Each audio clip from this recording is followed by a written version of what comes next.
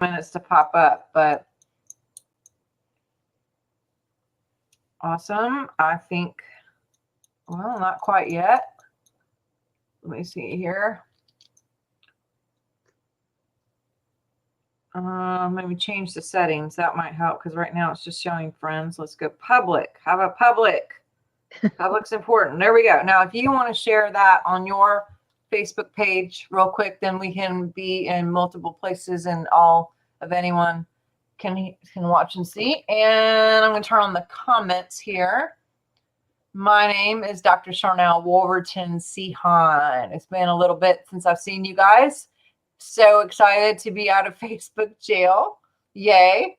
I'm with Swiftfire True TV, and I'm really super excited because I have Jess on Nicols George, that's a mouthful, here with us. And I'm going to let her talk a little bit about who she is, and I'm going to go into how we connected. But she's a decoder. She codes and decodes, and she can do like people, organizations, planets, where we are. Yeah, it's been pretty cool working with her, getting to know with her a little bit, and just welcome to the show today. Really excited to have you with us. Thank you so much, Sharnael. It's great to be on the show with you. It's great to be here sharing with everybody. And I know my work is a little bit unusual, a little bit different. It's all unique. And this work is blending really about 50 plus different modalities, none of which are used in the traditional way. Yeah. The nice thing about codes is that I can get into kind of the meat and some of the deeper layers and the true currents of what's going on in something. And I can look at it at any point and place in time. Yes. So for the record, well, first of all, tell us a little bit about you personally, and then go into how in the world did you even get started with all this? I'd like to know that myself. You know, this might sound a bit far out there for some people, but maybe not with your group of people. And I am actually a walk-in, so I stepped into this body a little over 2 years ago. I am not the original soul that started in this body, but the soul that started in this body, really a beautiful soul. She is part of my magi team. And so we are actually on the same working team together. And she ran into some situations where we needed to get her out of this existence and back home, so to say. And so I came and I stepped into this, and she's actually the one that started the work, and I took it over when I came in. So it's kind of interesting to see how it shifted and changed, but it started with a journey. The code work to her unfolded through a journey through love, and that love was a cat that emerged in her life at a very challenging time, and she rescued it from going over a waterfall. And then while she was out doing prayer work on a creek in southern Utah. And from there, she ended up going on the road and being on the road with this cat for about 11 months. Wow. And so they traveled, they toured, they did the hikes all over the country. And yeah, this cat just won hearts everywhere. The cat's name was Orly, and means bringer of light. And it was just an amazing journey. And actually in the book, it shares the full journey. I'm kind of trying to do a shorter, abbreviated version of this. And they were just one soul. You know, they have been loves forever and a day. And Orly came in at different points in her life, but this was the time it really came in, and they really came into that full knowing, I guess, of each other, you might say. And after having, Orly was an older cat when she found her. She was closer to about 13 years of age and starving to death and all kinds of things that were very challenging to deal with. So uh, when Orly finally passed, it was very, very hard on Jesse, obviously. As anybody who's dear to their pets, they know that. They know what that feels like, or child, or somebody that they're close to. And it was in her grief and through the reflections of their journey together that she realized that Orly had brought back to her um, the language of the magi, which is the codes, what I refer to as the codes, what she referred to as the codes. And she realized that every experience that they had was teaching Jessie how to remember this language, was Wow. teaching her how to put these pieces together. And a month after Orly passed, then her mom passed. And so it's been this long journey, and she delved into everything and started realizing, okay, there's all this information and background that she had, um, but none of it quite fit together the way she kind of thought it should. And so when she started seeing these connections, then the codes just started unfolding. And it's literally, I would say, like a language for us in the Magi. Every letter, every number, just like in numerology, every number has a meaning. Um, every letter, every number, everything has kind of like its own unique print, its own unique vibration to it. And they tell a story. They tell a story. And so I take that information and I put it into the Magi language. And then I take that and retranslate it back out into the language we use in this plane in existence, and reopen it from there. So in this work, Jessie really thought, how can I use this? And she worked with it, and she used it to help her circumstances, because she was in very tough circumstances. Everything had bottomed out in her life at that point. No home, living out of a vehicle, no money, had spent times, with no food, and you name it. Wow. I mean, she had been through these amazing experiences. But yeah, the grief really brought it home. It really brought the pieces together. And so through that, she just kept working with it, trying to bring herself back up a little bit. And she did, piece by piece. She kind of brought it around. And eventually she said, I'd love to be able to share this work, but it's not something that could just be consolidated down and like taught to somebody. And so she thought that Downloaded. perhaps the best way to do things would be to create a book. And then she could share the wisdom with everybody. She could give people a guide and let them take their own journey through that process. And that's really kind of what the book does in a way. It allows people to take their own journey. Well, and this, I don't know if you've had another book before this, but this is the first book that I had, the Code Journey. And I haven't finished reading it all, but it's quite packed with the year of 2020, which is interesting. And, hindsight is 2020. And I think there's a lot of people waking up to code, frequency, quantum physics, quantum science, neuroscience, and how that works with manifestation. Everything is in the biofield. And so what is in the biofield comes from what we're thinking about, what we're talking about, what we're feeling, what our DNA signature is. Even our organs have an expression.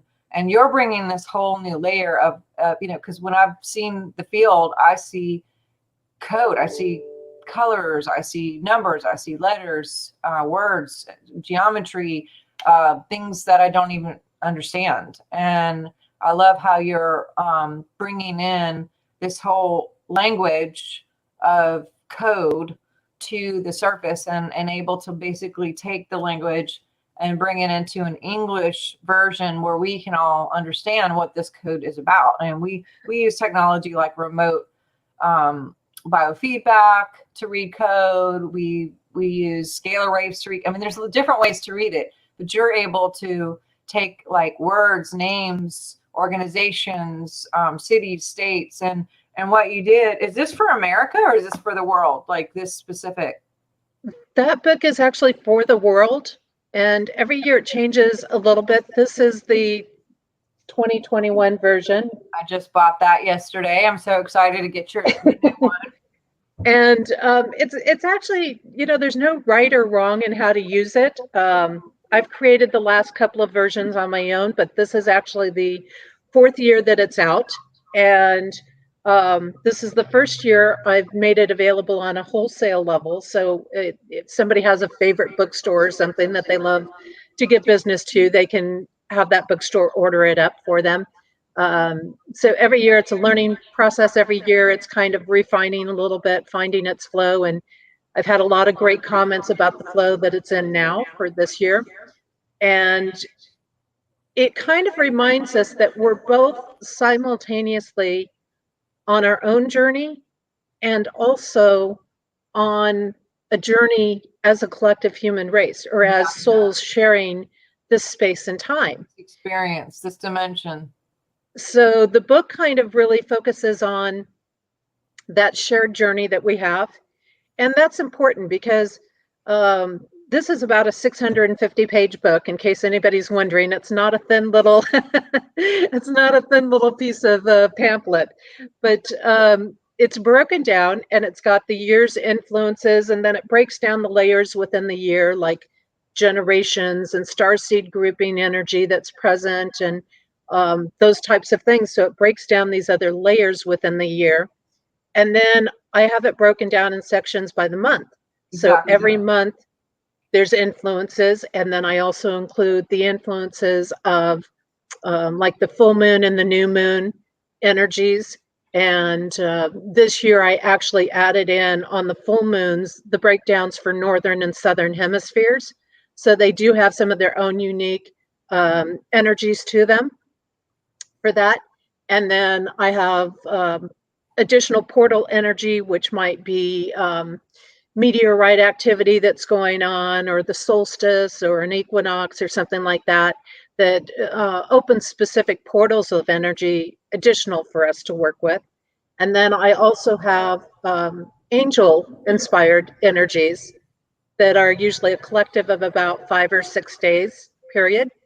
And then there's the individual days, and each day has and each month and each portal and things has steps that I invite people to take.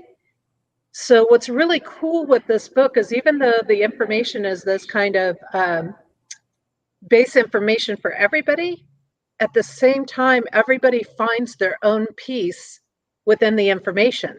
And so wherever they are on the journey, if they haven't really done any spiritual work, I find people that love this book because it's done in this daily guidebook format.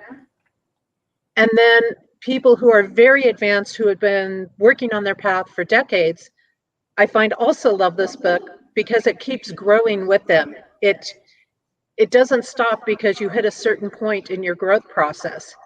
It's a little bit open, it's a little bit fluid.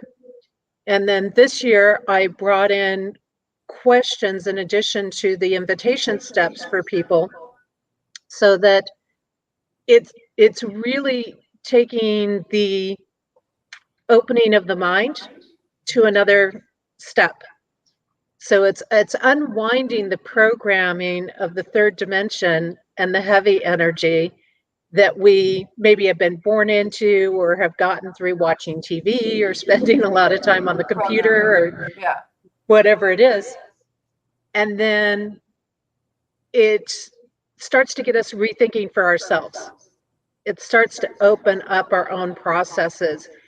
And so over time, what I find with people is that they start to, how do I say, they start to find their own meaning within the words that I use. Because we have these patterns that are going over and over again. There'll be certain things like sitting in observation, or we got to watch the rebel energy, or things like that. But that can play out in a lot of different ways for people. And what I find is that people then start seeing how it plays out in their own life.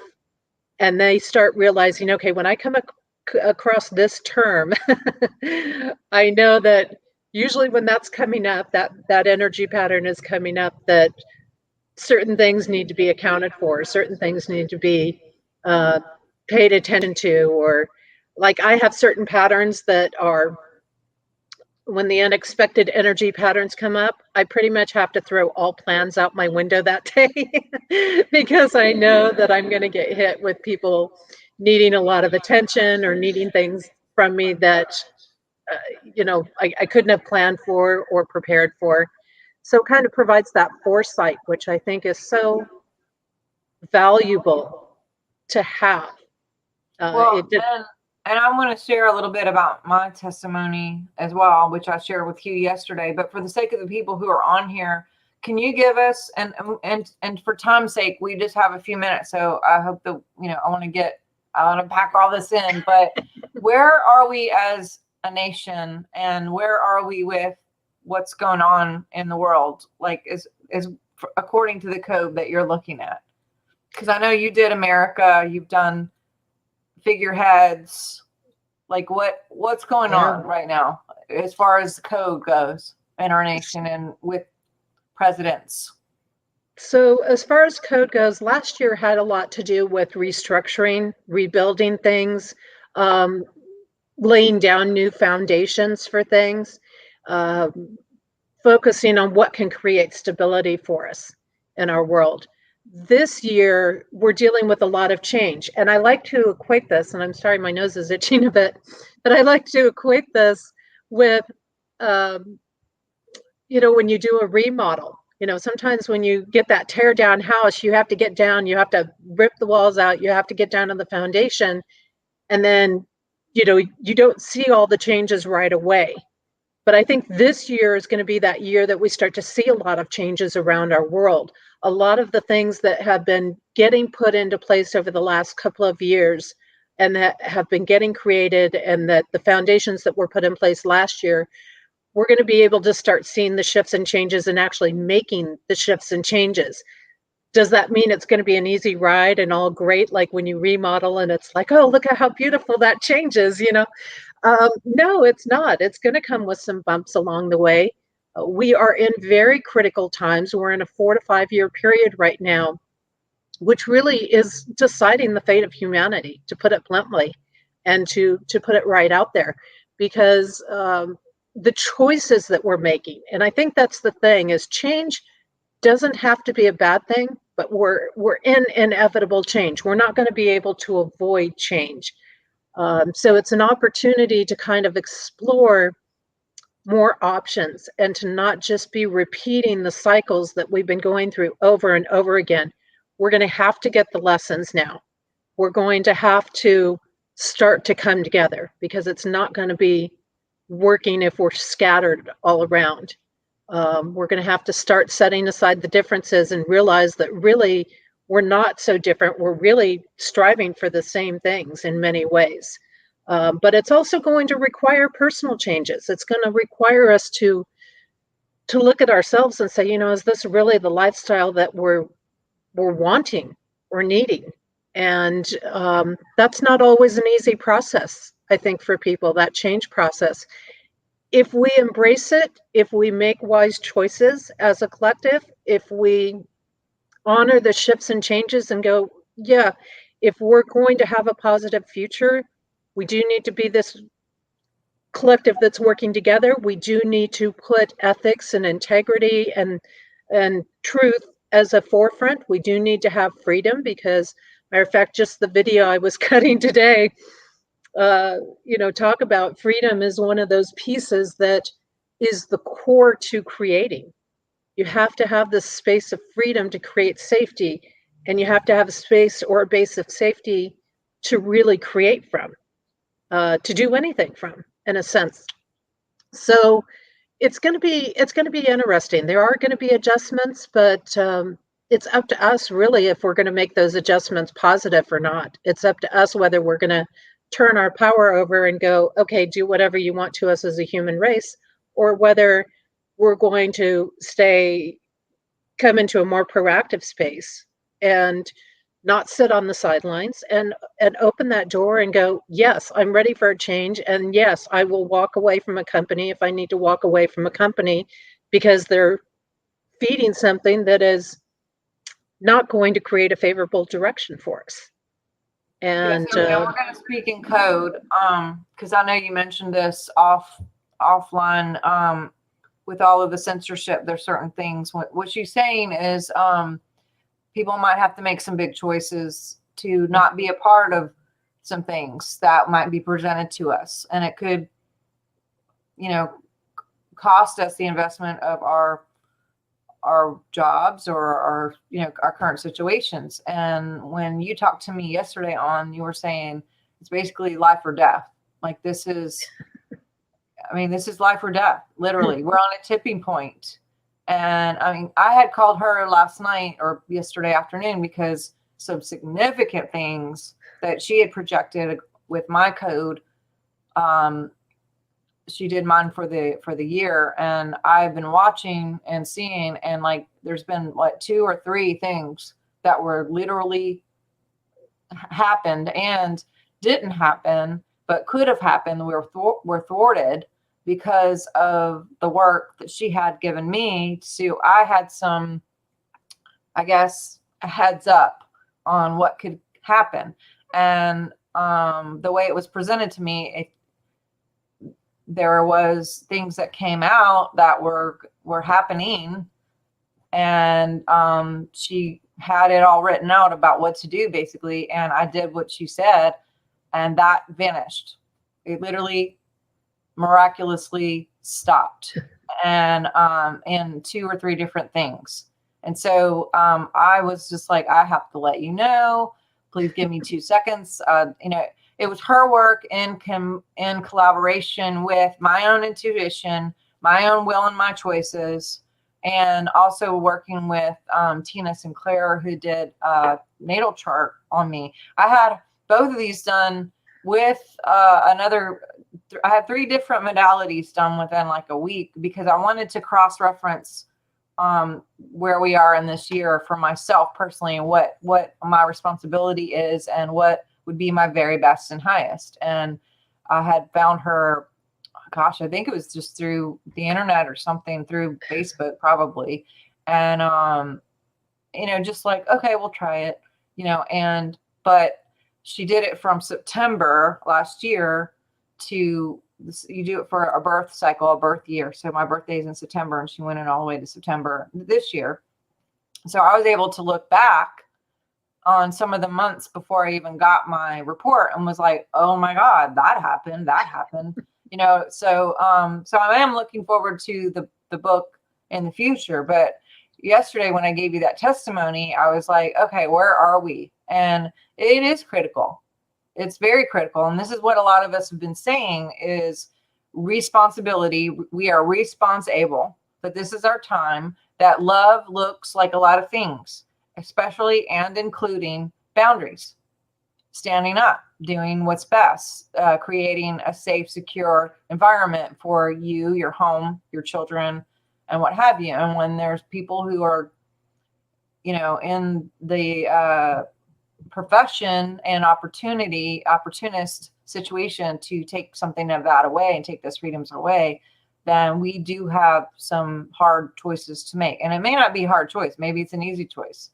But what do you see could happen if there isn't the tipping point towards the positive? What is it that you're seeing? well, let's start with maybe just America on that piece of things, because with America, we can't think, well, we've got until 2025 or 2024 to make a decision, because America is undergoing huge transformation prior to that. And right now, we're in a very creative phase. We need to, as a country, be getting creative. We've got to get the political games out of the way and come back into how we're going to work together, how we're going to create the change that needs to be changed. And of course, America's birthday is July 4th, and that will enter a new code cycle that is connected to dramatic and drastic transformation or death. So we are literally kind of in this live or die situation in America. And so by the time America hits July 4th in 2022, we will have pretty much sealed our fate in America. And thus, if America's fate is sealed, so is the rest of the world. And that means that either we are going to make the choices and the changes that we need to transition out of what has been so destructive for us as a country, or we are going to be consumed by that destructive energy. And that doesn't mean that all of a sudden everybody's going to die at once, or something like that. But it does mean that we are coming into a period that if we don't want to deal with what's happening, then we will have chosen our direction as a collective human race, as a collective country. Because no answer is an answer. No response is also an answer. And so when we have those choices and we do nothing, we bench it, sit on the sidelines, then you're basically giving up to let something else take that space of where you're not. Right. And, that's a scary thing. And I work a lot with spiritual people, and I know you do too. And a lot of times I'll get this whole, well, we just hope Jesus comes back soon. And, we're really praying. And, what is your response to that? I mean, and I love Jesus. Jesus is great. And he's the highest level of any scalar wave activity that we have tested on the planet. And also, we are sent here to be commissioned. We're commissioners. We co-mission with love and light, and we're sent to occupy. We're here for a reason. And so, you want to speak into that a little bit? It's funny because I was just having this conversation with somebody the other day, and they're like, I can't stand these people who are just also love and light, and and they're not looking at what's happening. We can fall into both of these extremes. And right now, I'm seeing this a lot in truth communities. I'm seeing this a lot even in spiritual people, that either they've gone to, okay, I give up. It didn't happen in the timing I wanted, the way I wanted to see things. And so I'm just going to give up and concede to, elitist structures and how they're going to do things. And that's it. And I'm going to fall into hopelessness and fear. Well, if we do that, we're not going to ever get out of what we've been through or what is set in motion. On the other hand, to think that you're just going to meditate this away is not going to work either. We tried this in Lemurian and Atlantean times, and we said, oh, let's just all come into our little happy pill space of peace, and we'll just sit here and be in peace while everything is destroyed. Well, that created a lot of issues by doing that. And that is why we have a lot of people from Lemuria and Atlantis back on our planet right now, because we have to choose differently than that. So, one keeps us disconnected really from the spirit. The fear keeps us disconnected from the spirit energy and holds us and locks us into the 3D spaces. The other of being so optimistic that we won't even look at what's happening and acknowledge it or try to do anything about it is locking us into danger. So both have their risks, both have their challenges. We've got to somehow come around and say, look, we've got to acknowledge what's happening. We've got to make the changes in our own life. We've got to be willing to stand up for what's right, for what needs to get done, for the integrity, for the actions that will lead us in a more loving direction. And this doesn't matter, you can take the people and set them aside, take the players and set aside. We have to look at that core energy piece. And so standing in either one, if you just sit there and go, oh, something's going to come down and save me, or this person's going to come and take care of everything for our country, or this or that, that's not going to happen. You have to be proactive in the process. It's not up to one person. Yes, I highly agree. It's very, very important to have faith. It's very important to trust God, because that's going to get us through the challenges. That's going to get us through the processes and things. But it doesn't mean that we don't do our part. We have to be personally accountable. You can sit there and say, I trust God all I want. I trust God to do and take care of everything for me. But if you are then taking action that supports this disruption, the destructiveness, the harm, the hurtfulness, you're working counterproductive to the very energy that you claim is going to take care of you. You're defeating that energy from taking care of you, in essence. So we have to take that personal accountability and say, you know what, I'm going to stop shopping in the places that are nourishing and supporting the corruption. I'm going to start doing business with my local people where I know how my food is grown, where I know whether there's pesticides used, where I know the care that's going into it. And we have to stand up for these things, because if we don't stand up for these things, we're not going to have them. It doesn't matter where you stand politically or what your beliefs are. You're not going to have that freedom to believe the way you want to believe. You're not going to have that freedom to grow your own food. You're not going to have that freedom to speak your mind and to disagree with somebody. These are foundational pieces. And I realize that for many people, this can be very overwhelming to look at. There's, just an abundance of information that has come out, particularly in the last year or so, more so. But we have so much happening in our world that we've got to get on board with the changes and set it aside. Again, set aside and, really look at where this energy is being supported and use our voice and use our whatever our skill sets are. Some people are meant to be out there on the protesting lines. I'm meant to disperse information. We all have our pieces where we can contribute, and we can all be personally accountable in our own lives based on the individual choices that are there. So I think that that's kind of where we're at. And I think that we can't just sit back in this complacent stage anymore. We've tried that. We've done that in other times and other cultures and societies, and that doesn't work. We know that. That only gives the corruption more power. That only gives that disruptive, and I like to say distorted energy, because I believe everything is of divine energy. But what happens is when we hit this heavy third dimensional space, that divine energy can become distorted, because people will sometimes forget their own divinity. They'll forget that connection, and they get absorbed and lost in that heavier third dimensional energy. So, that's where the distortions happen in things. And I know there's a lot of people out there saying, well, if we just keep our mind on the fifth dimensional energy, we'll be fine.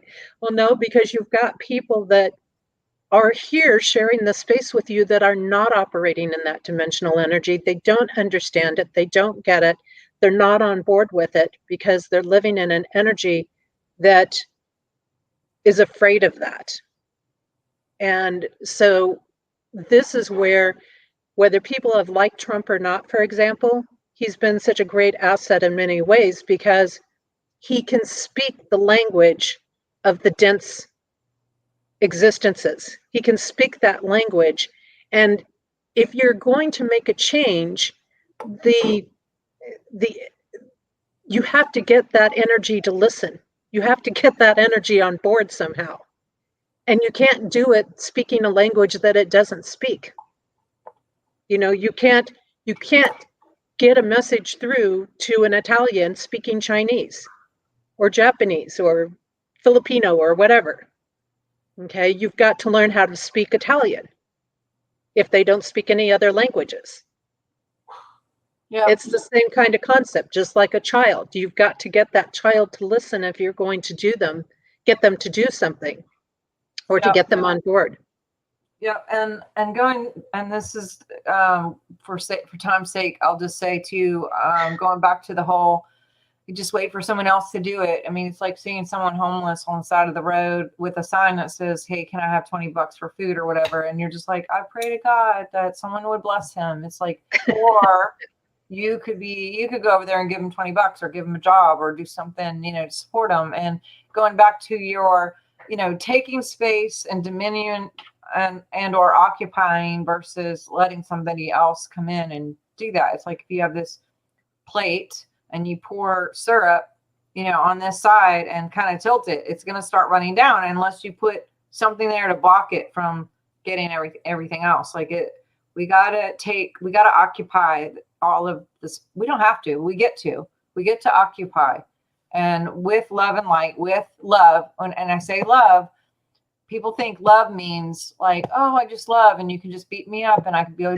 be a doormat. And love is not being a doormat.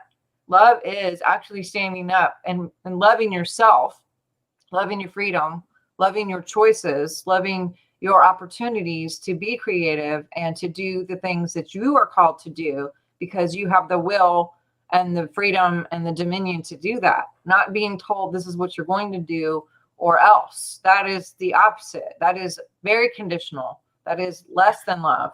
To tell someone you got to do this or we won't give you this if you don't do that, and or censorship or all of that. Those are the opposite of freedom, creativity, expression, peace, love. All of those things. So where can people find you? So I know you got a class tomorrow night at 5, correct? And her book, this is her older book. Hold up your new book. This is the new one. The new one's on Amazon. You guys could check it out. Oh, don't get on Amazon. Get on our website. But go on my website. Yep, compassioncodes.com, and you'll see a tab there that says goods. And on the goods tab is the code journey, and it's got all the links to get you directly to the page, depending on what you want to purchase. If you're looking for the ebook or a paperback book or whatever, or if you're a bookstore and you want to order it for your bookstore, it's all there. Also, you can go on to Smashwords. If you scroll down a little bit on the page, you'll come to the 2020 year. And the previous years on Smashwords, which is the ebook version, are free.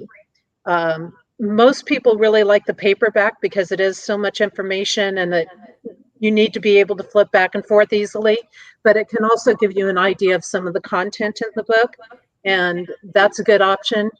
Twice a month, usually at the new moon and the full moon, I have study sessions, and it's a very open discussion. People can come in, they can ask the questions that they have, they can share the journeys that they have going on. One of the things that a lot of people share about this book is they're like, I have found love for people that I have never been able to have before. I found a strength in myself to stand up and not let people walk on me that I never had before. I'm finding aspects and connections and relationships between my soul self and my human self that are just amazing. And I'm handling things that I've never been able to handle before in my life. So it's really exciting to have this kind of support there for people in this journey. And I try to make myself as open as possible for people to go in there. I am on all pretty much the main social media, Facebook, LinkedIn, Twitter on there. And I do have 2 YouTube channels. One is a regular channel, which has every month I do a video that's just a regular kind of personal development. Where's the code energy at for the month and what we're focusing on and addressing just different things that are coming up for people. And then I also have a channel called Connecting Codes, which is more about the world events, political things that are going on. So that's different. So kind of 2 different channels. I've also opened up to Brighteon and BitChute. So videos are there as a backup. I'm also backed up with Gab, and I just signed up for some places, Safe Chat and Clout Hub.